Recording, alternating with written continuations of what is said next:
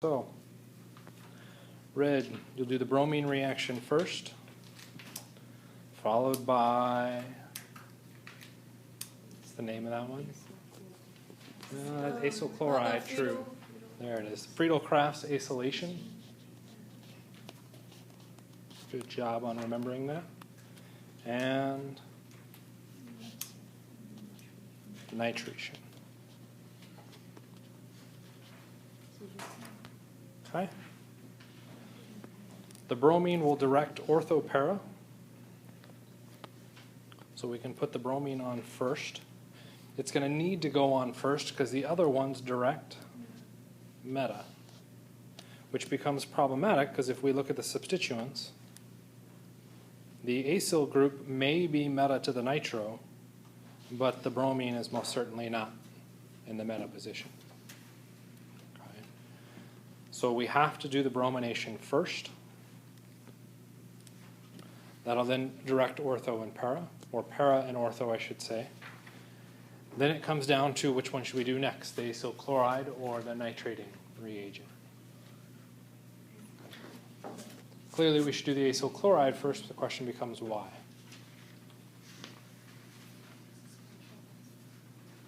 What's that? So's the nitration reagent. It's also a partial positive. There's no rearrangements. Nitration is very, what's the word, deactivating?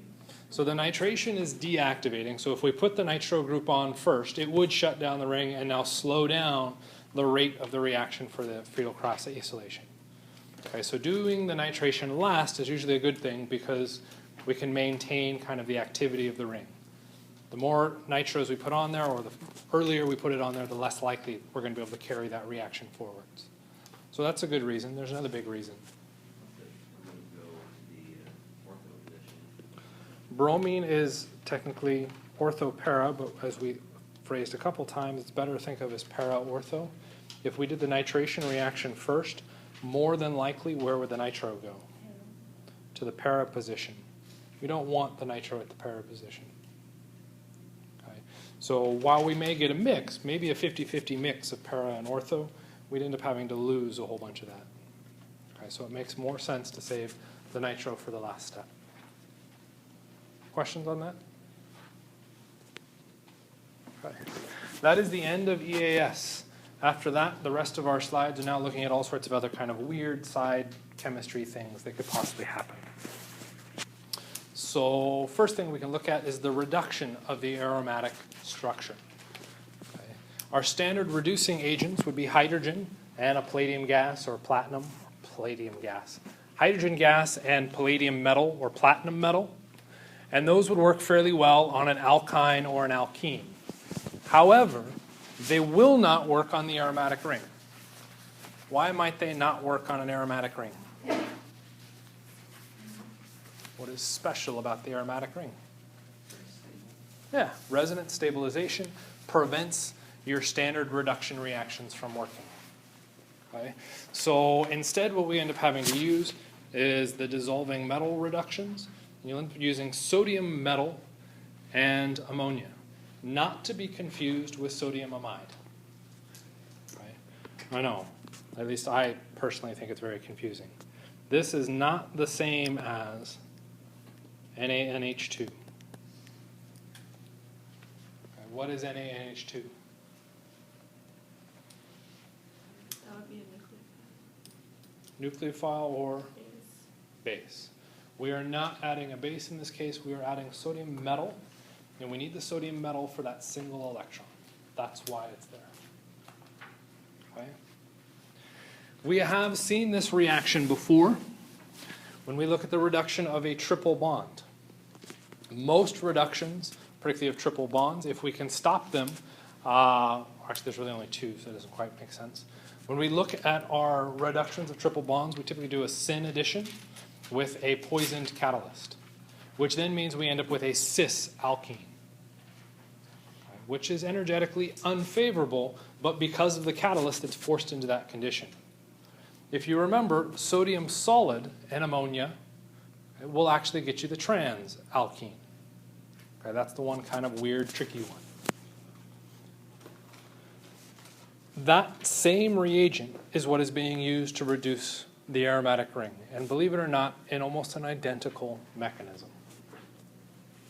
Okay. So let's take a look at the triple bond mechanism for what's happening. What do you think is going to happen in that mechanism? It's the most reactive thing there. Sorry, I think I heard two things. What did you say? Let's stick with the sodium. Sodium metal, incredibly reactive because it does not want that extra electron. Very low electronegativity, gives it up very, very quickly. Okay, so that is our primary concern. Because it only has one electron, what kind of arrow are we going to be using? A half-headed arrow. We are running under a radical mechanism, sort of. So what's the next most reactive thing? The pi bond. So we will take a single electron from the pi bond and a single electron from our sodium metal, and we will generate our first intermediate.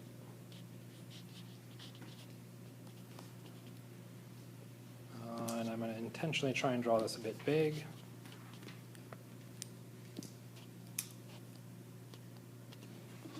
The result is we form a bond to that sodium. Yes? What else is the result? What's that? We now have another unpaired electron, which is located where? We haven't actually showed where it goes. And yeah, it will end up sitting in a p orbital. Okay. What kind of bond do we have between carbon and sodium? An ionic bond, which means in actuality, the reactivity of that compound equates to what?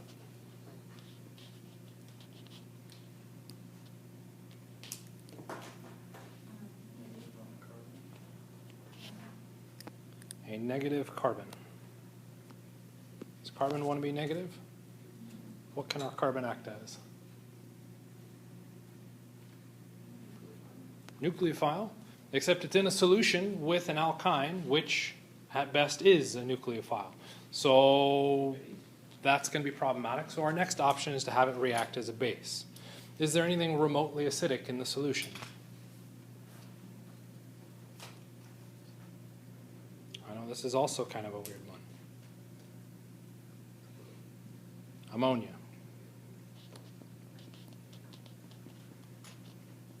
Whoops. It's an NH2.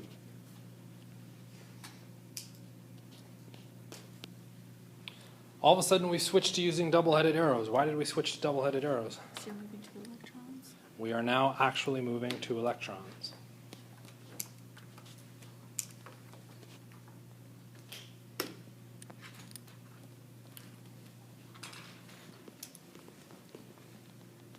Now what happens?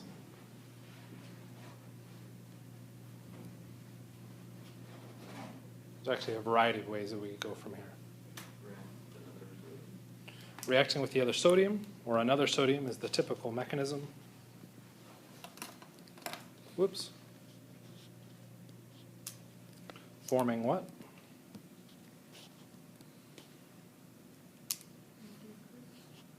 What was that? Negative carbon. We have a negative carbon.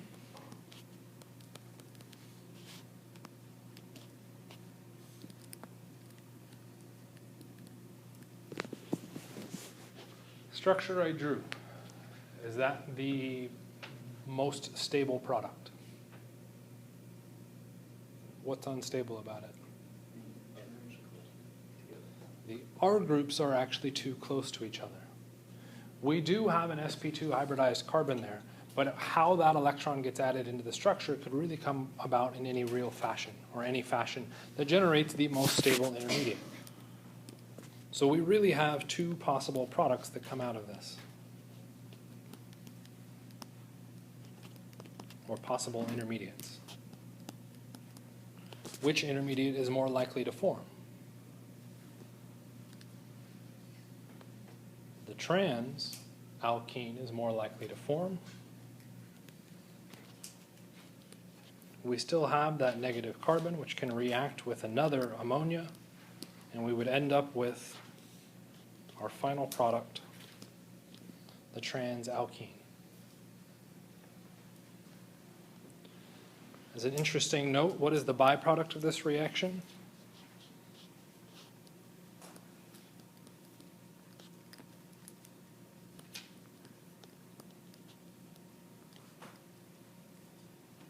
Sodium amide. Okay. Two different compounds, two different reactions. You got to be careful separating those two from each other. That ends up being kind of our complete mechanism. If we pretty that all up and have it typed up, we've got the mechanism drawn out for us here, where you can see each of those intermediate steps and each of those charges building as you move through the reaction. Okay. Same thing is going to happen with the aromatic ring. So let's have you do it. Why not? Let's make it exciting. Go ahead and try and work out the reduction of the aromatic ring with sodium metal. And see. I think everybody had the general idea, except that you missed the first intermediate. We end up with the radical anions separated away from each other as opposed to right next to each other. Why might that be the case? I mean, it makes you feel better. I don't really know. I'm just guessing. I forgot to look it up. Why do you want them away from each other?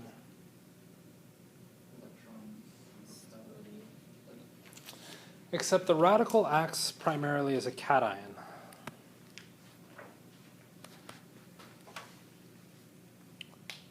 So if anything, it should be attracted to the other end. And I am just kind of guessing here. I would say that that reaction is highly reversible.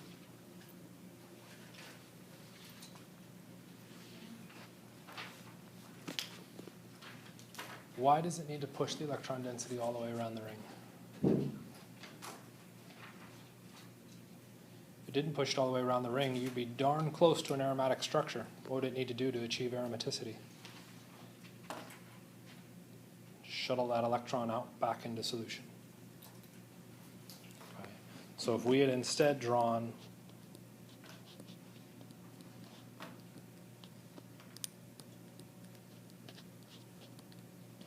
that little dealio,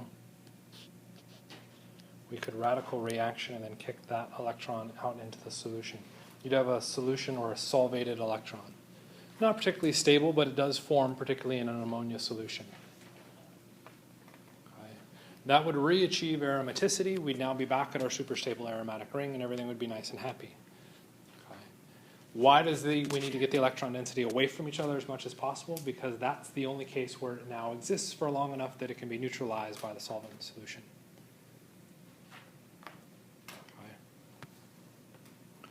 Once it has been separated, we no longer have even the remote chance of aromaticity because those the double bonds are now situated in a way where they cannot interact with each other. We've lost that conjugation, which is going to prevent the reformation of aromaticity.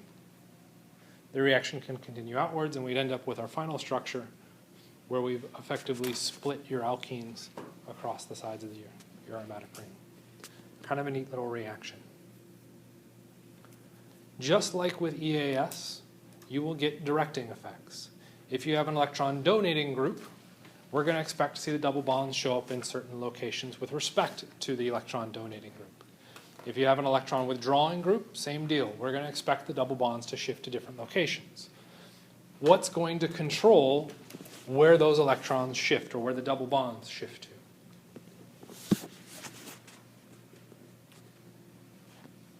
As a hint, it's all going to come down to this structure. Why that structure? Because if the pi bonds are next to each other, then it'll look different. No. What's the most reactive thing there? Negative. The negative charge. So let's just say we put right there an electron donating group. Is that going to be a particular stable structure? Why not? There's a lot of electrons happening. A donating group donates electrons to a carbon that is already negative. So if we have an electron donating group in our structure, we should predict it to show up where?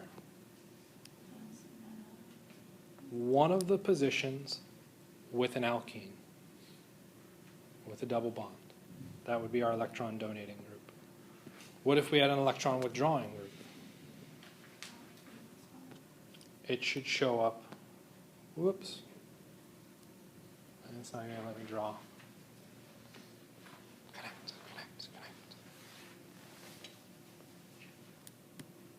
There's our electron donating group, and our electron withdrawing group we would expect at the other position. You would want your donating group over by the one electron that kind of acts as a cation, that kind of like a positive charge. Move later into the mechanism. What charge does that carbon build? It would have a negative. Which, and if our structure then did its little rearrangement via resonance, we'd then put those two pi bonds in conjugation with each other. It's now going to say might be aromatic. Okay? And it's going to do whatever it can to shift to being an aromatic structure as opposed to being non-aromatic. Okay. So, we got our brief mechanism written out above. We've got an electron donating group and an electron withdrawing group. You'll notice that there is one slight change within our reagent. It's not just in ammonia. It's also in methanol. Why add the methanol? It's a little bit more acidic than the ammonia. It'll help with that protonation. Okay. Go ahead and take an attempt to predict the products. Okay. Ideally, you would show your first important resonance intermediate, or not your resonance, but your first intermediate with the anion and your donating group on there. That should help you nail down where it should locate. If you happen to pick a position that results in an unstable anion, then move it to a different position. Try again. Maybe. I always hate it when people do this, so I did it just because. We've got two possible intermediates happening in our very first step. So what we're evaluating is those two intermediates. Okay. I went through and showed the curved arrows in that formation. We've got either our red arrows or our blue arrows to generate those individual products. If we take a look at those two products, which one is more stable? Because? Interesting question, or interesting point. Our anion is at a less substituted position. Anions are more stable at less substituted positions. Okay? So we could go based sheerly on that fact. Okay? The other fact that we could look at, so we'll call this more substituted, more stable. The other option is, what if we switch that R group to being something a little bit more blatant? You're right. For the anion. You can see I'm cation focused. If we made that R group something with actual electrons to donate in, what do we have button up against each other? We have electrons and electrons. That's just a giant mess. That is now unstable. Which would suggest which product should we get? The one that's going to be coming from our red intermediate, which means there's our final answer.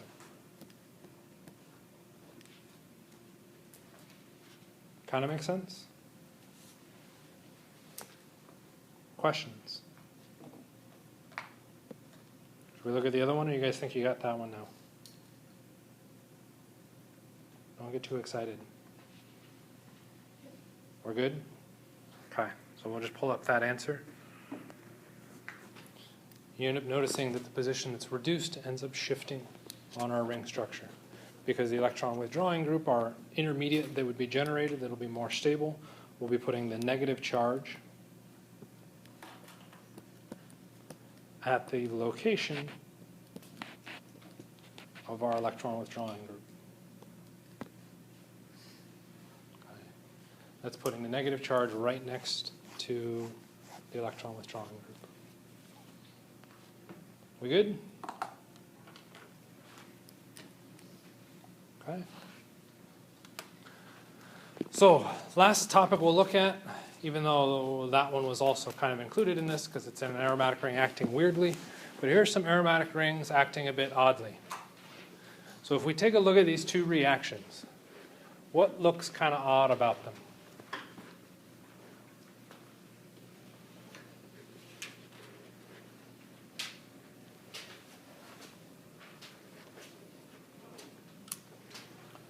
What type of reaction occurred? Substitution. Okay. Why are these ones particularly weird?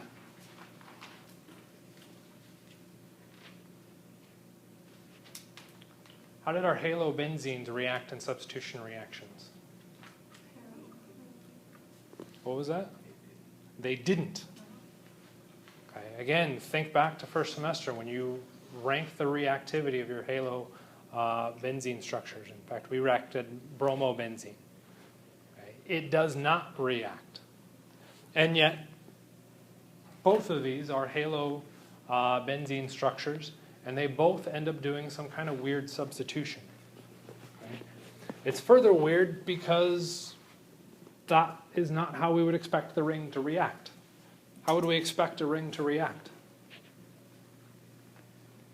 What does a ring have a lot of? Electrons, which means it should act as a nucleophile. And in both of these circumstances, what is the ring acting as? An electrophile. Very, very odd. Okay. And I would venture a guess that it was either done accidentally or someone saying, EAS can't be the only way this works. I'm going to make the aromatic ring do something else. Okay. What do they have in common?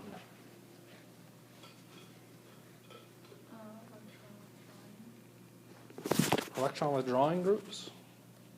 CH3 is an electron withdrawing group? Oh,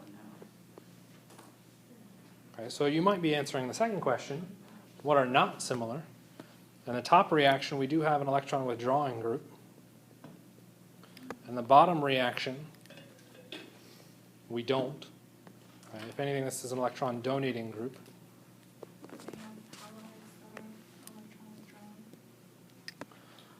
Both cases, you have a halogen acting as a leaving group. What else? A hint? Oh, I can give you a weak hint.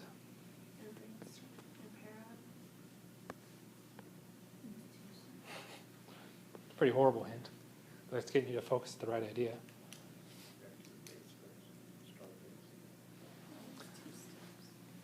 They're both two steps, and there's an interesting idea. You're saying they're reacting with a strong base first. Amide is a strong base. Hydroxide is a strong base. Are they really acting as bases? Sneaky jerk question.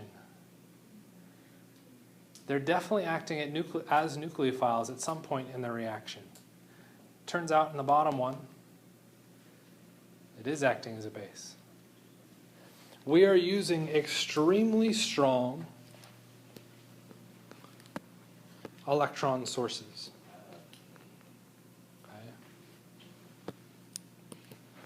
Why is this particularly important? Well, if our aromatic ring already has a ton of electrons, the only way we're going to get it to react as an electrophile is to provide a source that has even more electrons in the aromatic ring. So we're going to have to use really, really strong nucleophiles. Okay. What's the last big difference between them? We have two products in the bottom one. That's an interesting phenomenon. Both carbons appear to be reacting. Even though, when we look at our reactant, Only one carbon has a halogen. It's kind of bizarre. Okay. So we're seeing some kind of bizarre, interesting things happening in here. Both cases, we have a strong nucleophile or base. In the top case, you're looking at a deactivated ring. Why might that be important?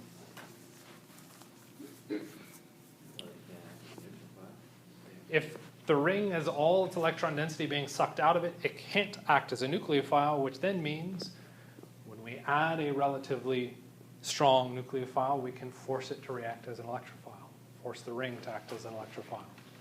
In the second reaction, you'll notice that it is mildly activated. So what did we trade to get that second ring to react? Okay, we made it a mildly activated as opposed to a deactivated ring. What did we have to do in that trade? So in the first case, we took a strong nucleophile, horribly deactivated ring. In the second case, we gave it an activated ring. We upped the strength of the nucleophile. Why did we have to up the strength of the nucleophile?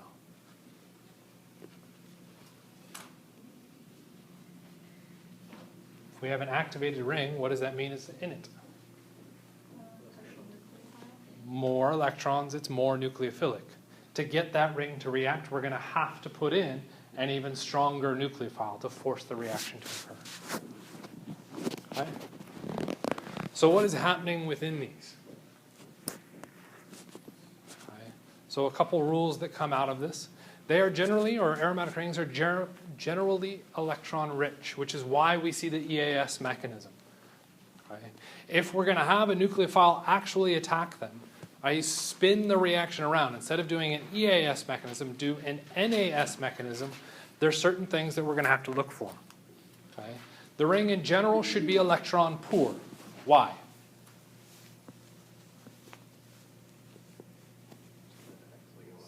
It needs to act as an electrophile, so it reacts with a nucleophile. So as a general condition, our aromatic ring should be deactivated. Okay? Have a minimal amount of electron density within it. The more electrons we dump into the ring, the more likely it's going to run an NAS or an EAS mechanism, and we won't see the result of this substitution. Okay? We need a good leaving group. For the NAS mechanism, your general leaving groups are going to be your halogens. You're looking at bromine or chlorine as your primary focus. Okay, why? Straightforward answer. Maybe a little too simple. We need something that is electronegative and that could stabilize the negative charge fairly well, i.e. we need good leaving groups, and our halogens are good leaving groups. We also have to have our leaving group positioned at the ortho or para position. And that becomes a trickier question when evaluating this. Okay? To really understand that, we're going to have to look at the mechanism for each of those reactions. Okay? So if we take a look at two results, one case, we get product, we get the substitution. In the other case, we get no substitution.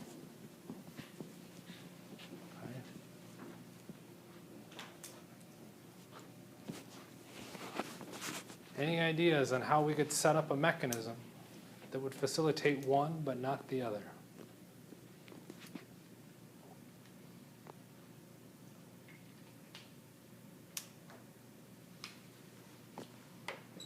What things have to happen in the course of the reaction? We need to break a bond, and we need to make a bond. Those are our two options. What happens if we have two options? What's that? Yeah, test them. Do them at the same time, do it at different times. See what your result is. Okay. If it did it at different times with the bromine leaving on its own, would that be a good idea?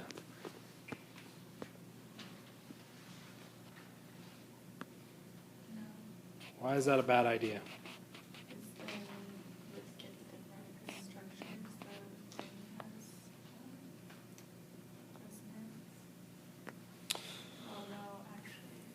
I like the no, actually. There's no resonance with that carbocation. Why is there no resonance with that carbocation?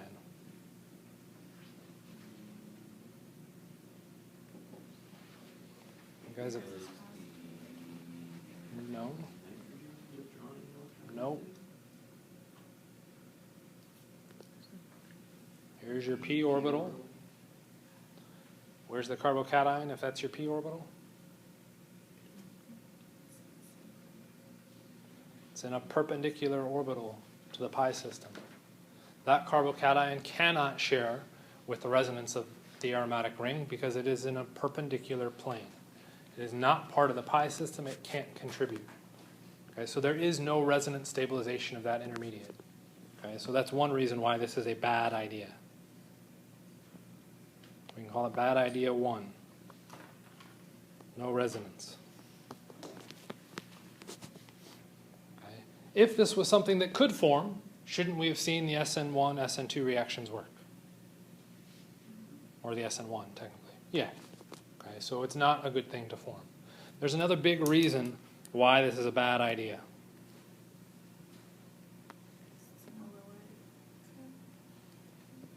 Kind of has to do with this guy down here.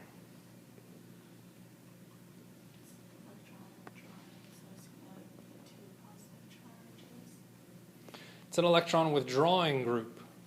To stabilize that electron withdrawing group, what does the ring need to supply? Electrons. We just took electrons away from the ring. Can it stabilize that? No. Okay. So we have kind of, I'll put it in quotes because it's not super accurate, 2 positives in your same structure. So doing it in separate steps is not a good idea, at least in that formation. We can't form the carbocation right away. So we could try and do it all at the same time. We've done that before, right? What kind of mechanism did it all before? SN2.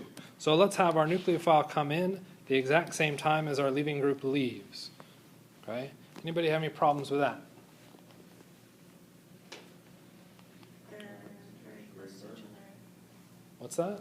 It's a sp2 hybridized carbon.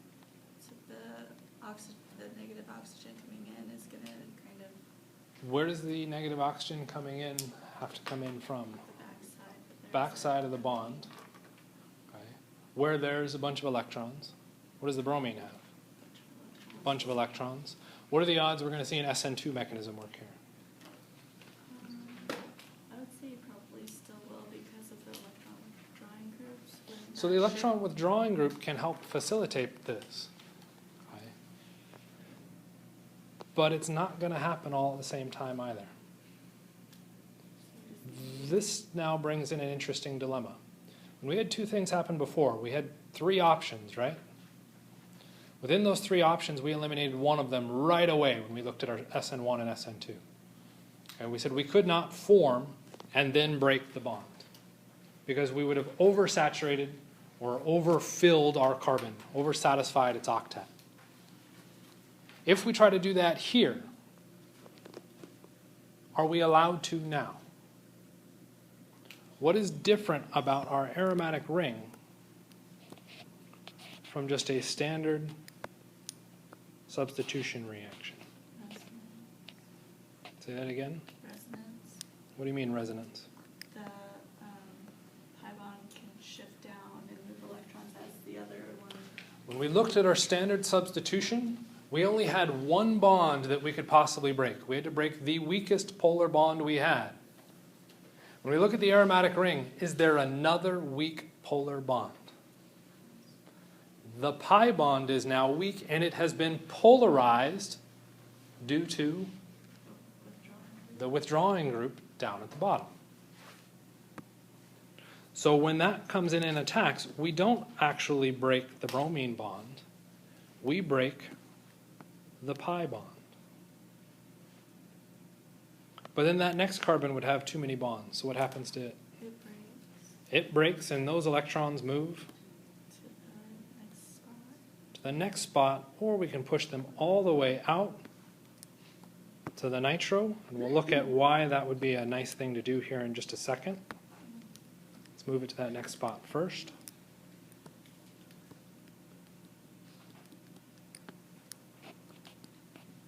draw out our nitro structure. Make sure I don't shift my double bonds too far.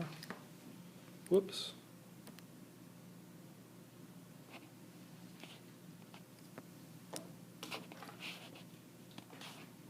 Bromine, what do we have? OH. And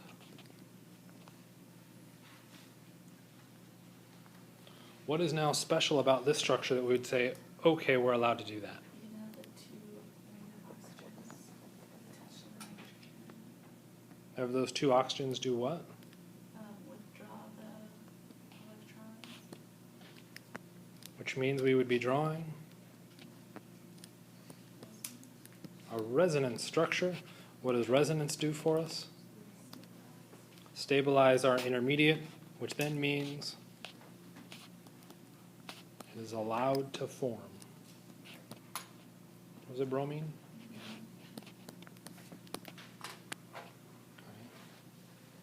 I skipped a bunch of the resonance structures, but that's the primary one we needed to see. Getting that negative charge out to our electron withdrawing group. What's the problem with this product? It's supercharged. It is supercharged, yeah, keep going. Particular about, say, maybe that red carbon? It's really positive. What's that? Is it partially positive? Yeah, it's partially positive, but there's a really big issue with that carbon that is really messing with this whole structure. It is sp3 hybridized. What we've now just drawn out are the equivalent sigma structures that we had before, except now our aromatic ring has extra electrons in it. So we're going to end up going through a similar result as we saw before. Our electrons will come crashing back in and do what? Bromine's like stable, Kicks out the bromine. Why would it kick out the bromine and not the OH? more stable. Bromide is a better leaving group than the OH. The end result is, what do we have? Our substitution product, where our aromatic ring acted as an electrophile.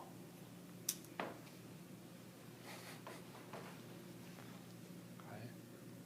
Why does that not happen with the other reaction?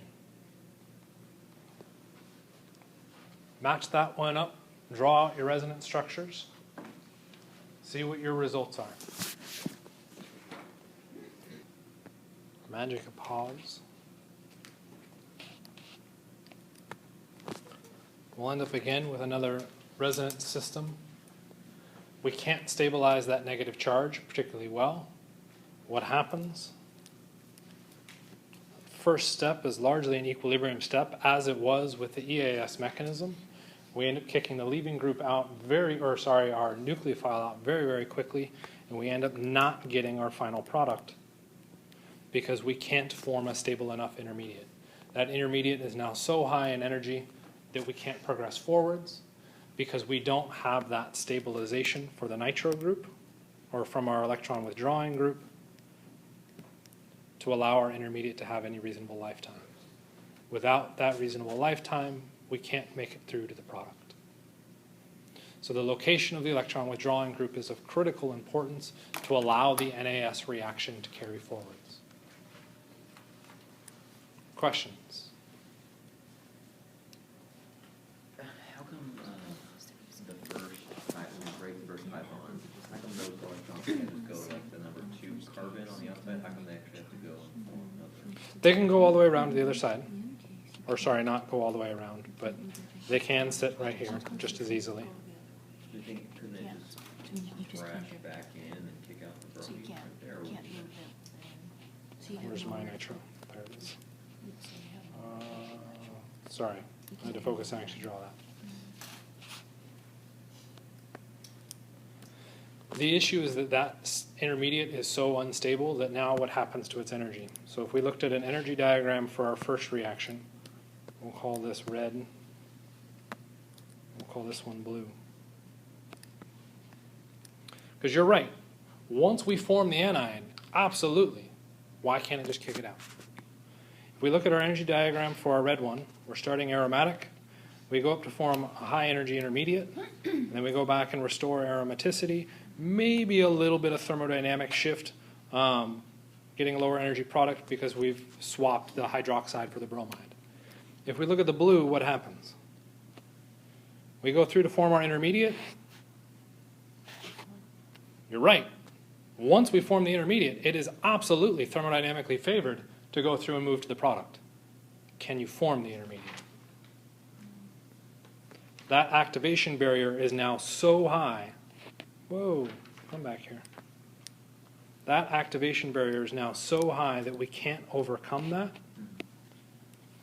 If we never form the intermediate, you can't get to your product. That intermediate is so energetically unfavorable to form that it's just impossible to go through and make. Make a little more sense? Like it's the same thing with the first one you drew up there, like we wouldn't actually see that intermediate with the Yeah, so as we've drawn this out, those anions with the meta position substitution don't ever form because they are energetically disfavorable. If we can't form them, no reaction occurs. Once they form, you're right, we could carry forwards. Okay. So let's take a look at some more reactions. If we take NaOH in heat with just chlorobenzene, we don't get a result. Why not?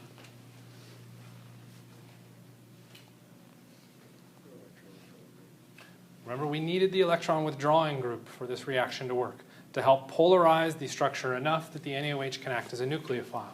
So in that next case, that case down there, no electron withdrawing group, no reaction. How about that next one? It's a ton of heat.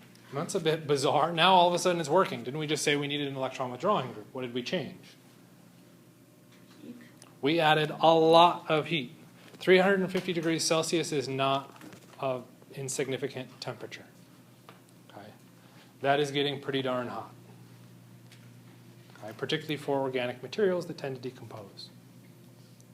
Okay? So one more little curveball. Why does this reaction now work then?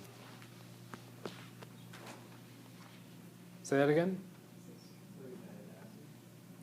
The acid is added as a step 2. We can talk about why we need that acid here in a second. There's not an additional electron source. What were you saying, Princess?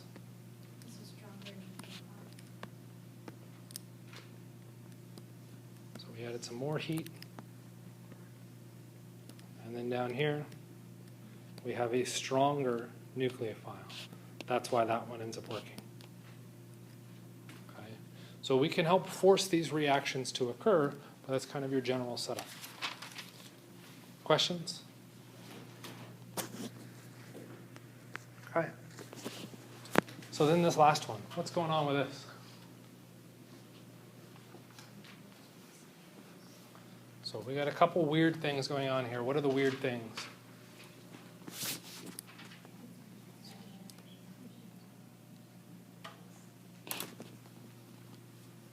It's like one of those find it games. I can help you out. Some of these find it games. We have an electron donating group. What's the other weird thing? Okay, we do have a strong nucleophile.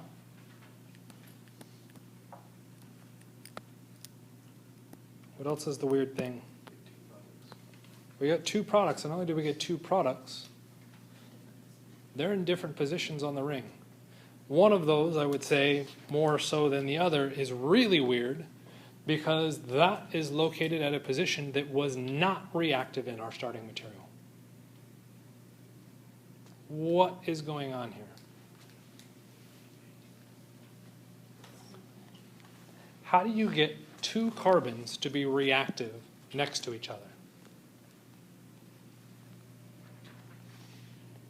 Where have you ever seen 2 carbons that had reactivity that were right next to each other? What's that?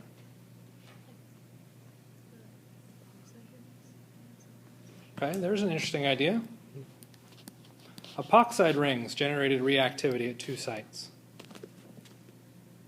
Okay. Could we possibly form an epoxide here? Why not? There it is. No oxygen. Look at our starting material. No oxygen. So an epoxide's a good idea. That gets reactivity at 2 proximal positions, but we don't have the ability to make an epoxide. Is there another functional group?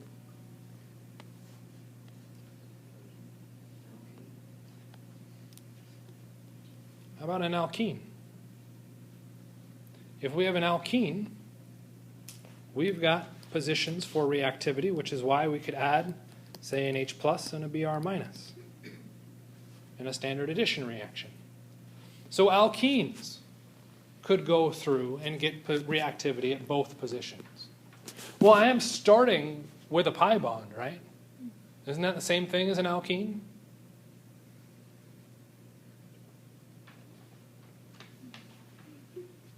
No. Why is that not an alkene? It's an aromatic ring. Why do we call it an aromatic ring instead of an alkene? There's a difference in reactivity due to resonance. There's resonance within the aromatic ring that shuts down that alkene reactivity. But the alkene is still generating this kind of result. Weird. Okay, so let's push that a little bit further. To make an alkene, what would we need to do? Synthesis of alkenes.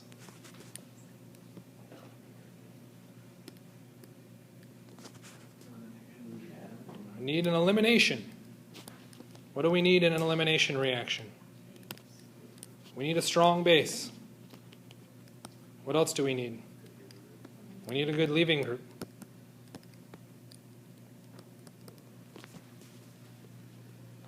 Color code. We need our hydrogen to be removed by our strong base, and we need a good leaving group. Yeah? So let's walk through this. What do we have? We have our hydrogen. We have our leaving group. Do we have a good strong base? What is NH2? A really, really strong base. Guess what we have all the parts to be able to do? An elimination reaction. Do it. What product do you get? I like your face when you say that. And I don't mean that to be insulting. I just thought that was kind of funny. What happens? Your base comes in, pulls off the hydrogen. Where do the electrons in that bond then go? Go to there, which then means kick out the leaving group, and we end up with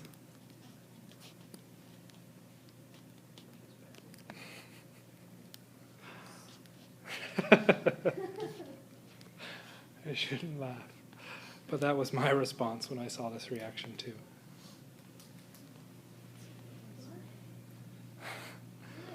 What we have formed here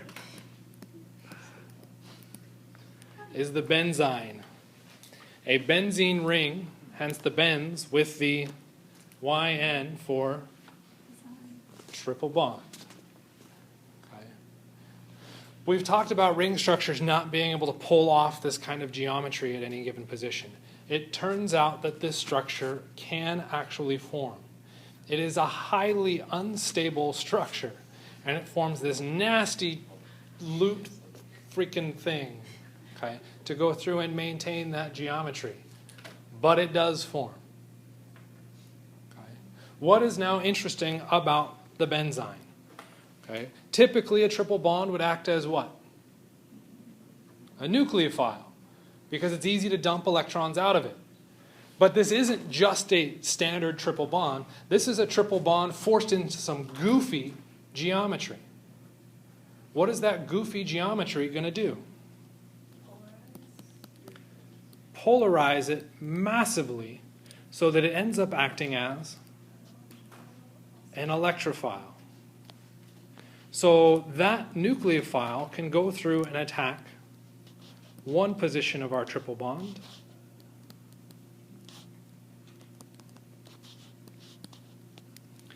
it could have easily, or just as easily, have attacked the other position, which means we end up with two intermediates.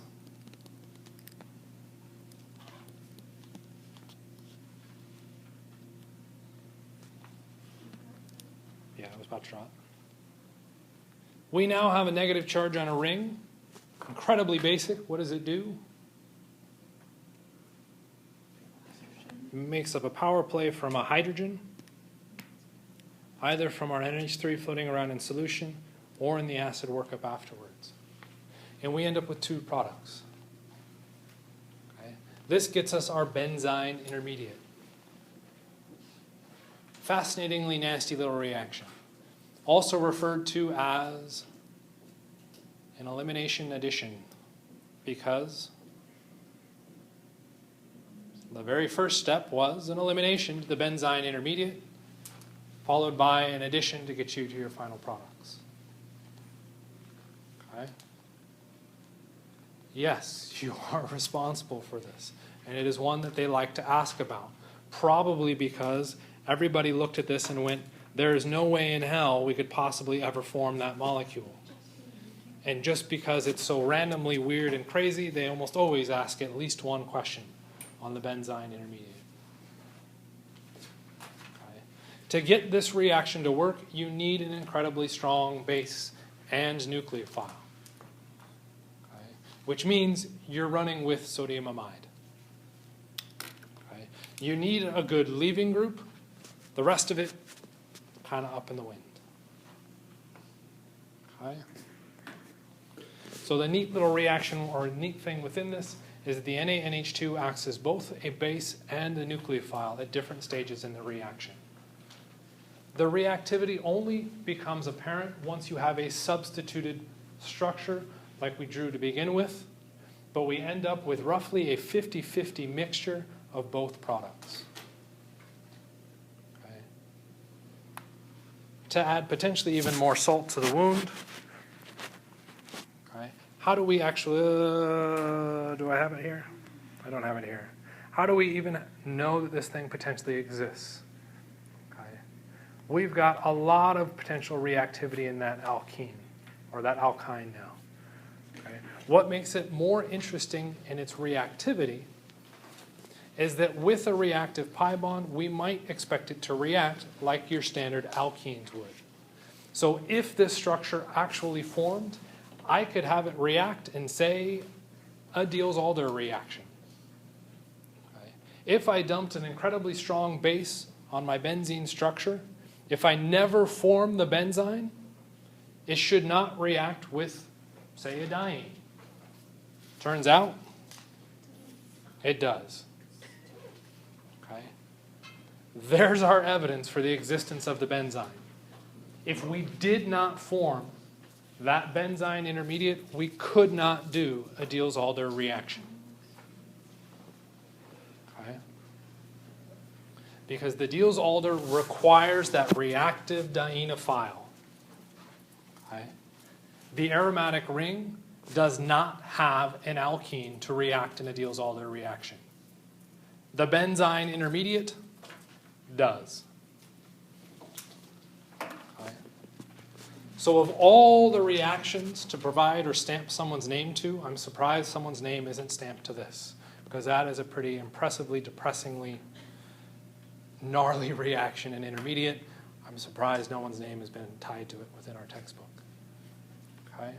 Why do we not look at our standard edition reactions for this? We theoretically could. The benzyne tends to react as an electrophile in this situation. What's the issue with reacting it with HBr? What does HBr supply? H plus. Does H plus react with an electrophile? Not very cleanly. Okay.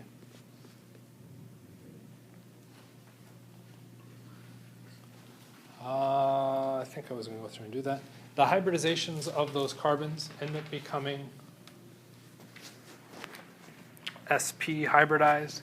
We get this massive, really wish I'd drawn or at least looked up that twisted structure for it.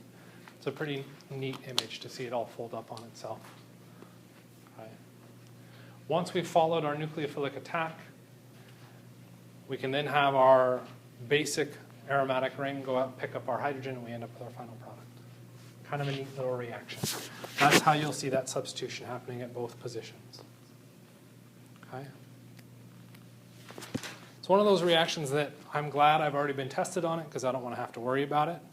But it's really, really cool as far as the chemistry that it went through and did.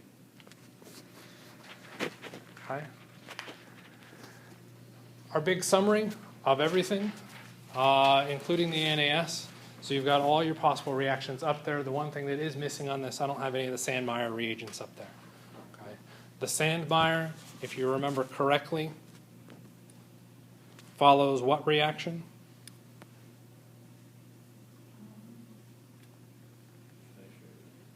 What's that? It's our nitrate reduction. So after we do the nitrate reduction, we can go through and initiate our Sandmeyer using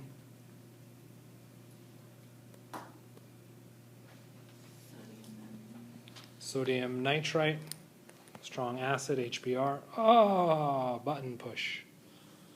Well, that was the end of that slide.